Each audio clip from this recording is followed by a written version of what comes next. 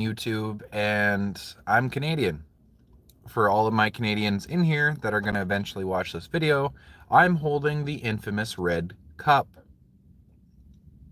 Yeah, infamous cup, red, white, you know what it is.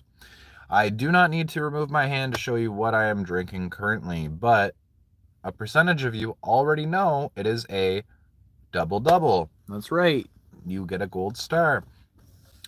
Now, a double double in Canada from, well, we'll say it's from our friend Tim.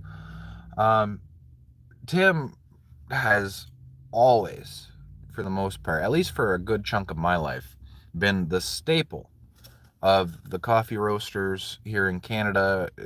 Before all the big corporate coffee Mahones out there like Starbucks and McDonald's and them.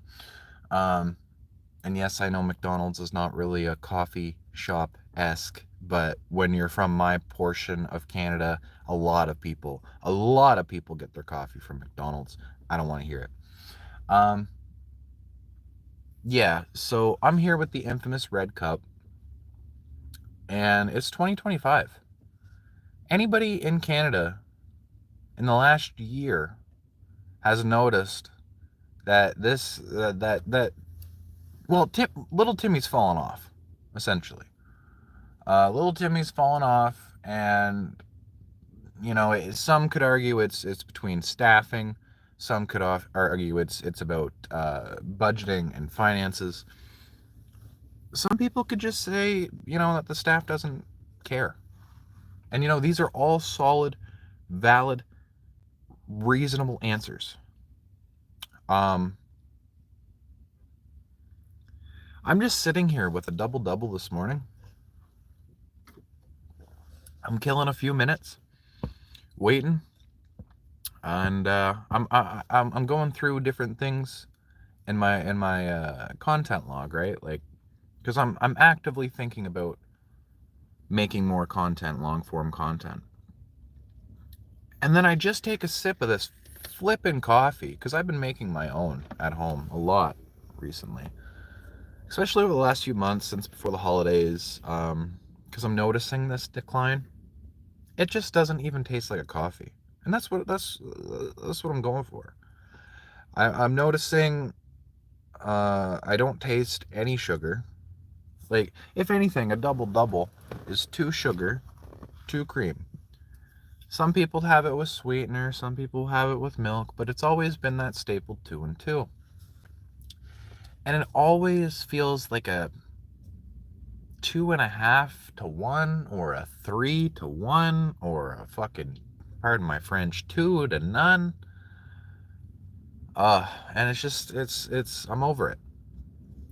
I'm over it. So if you guys out there in post, you know, um, drink your Timmies,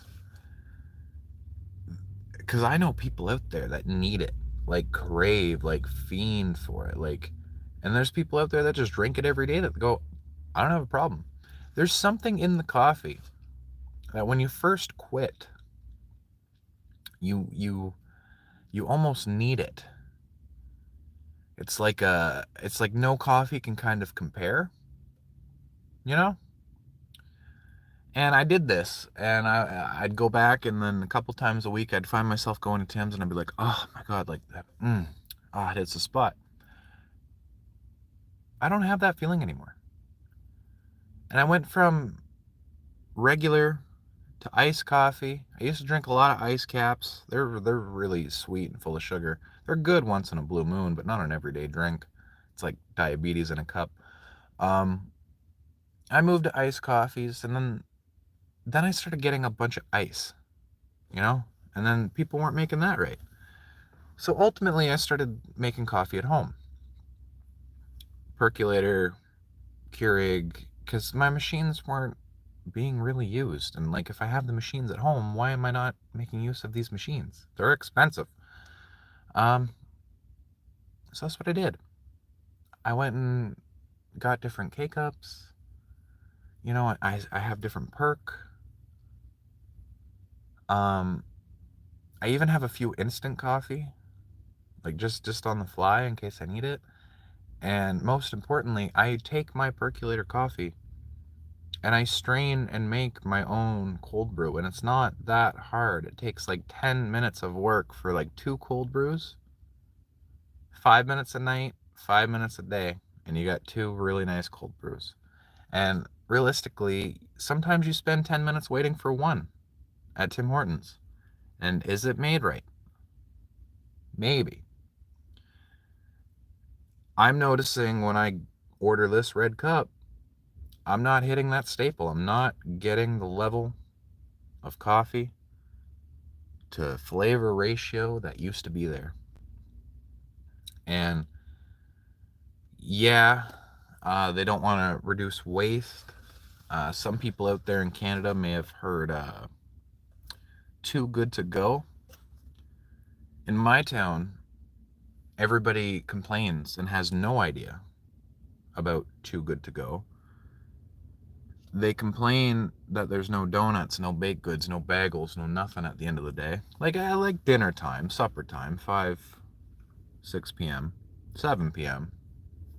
8 you can kind of understand, right? Maybe. But I get these ads for too good to go.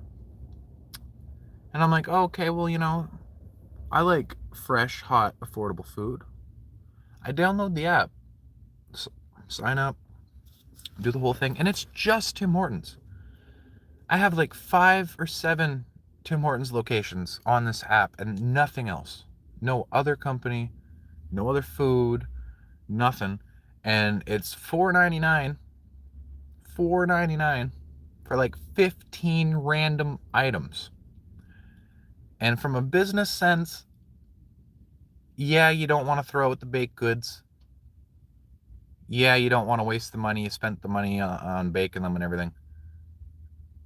What about the people out there that could actually eat that? Like people in the homeless shelter or people starving. Are we really at a point that we're taking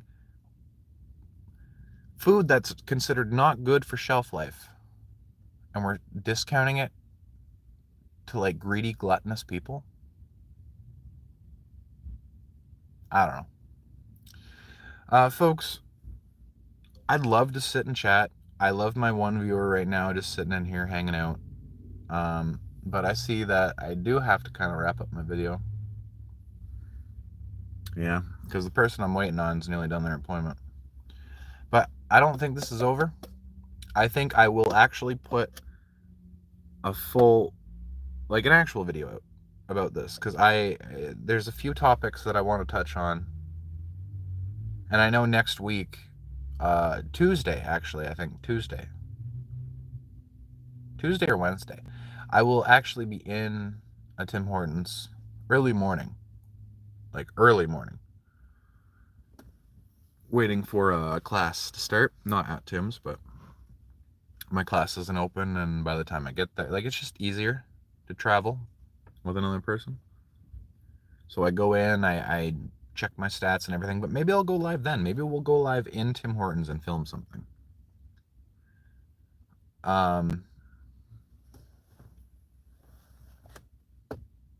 Yes. All right. Thank you for watching, viewer. Anybody in post, stay safe. Talk to you later.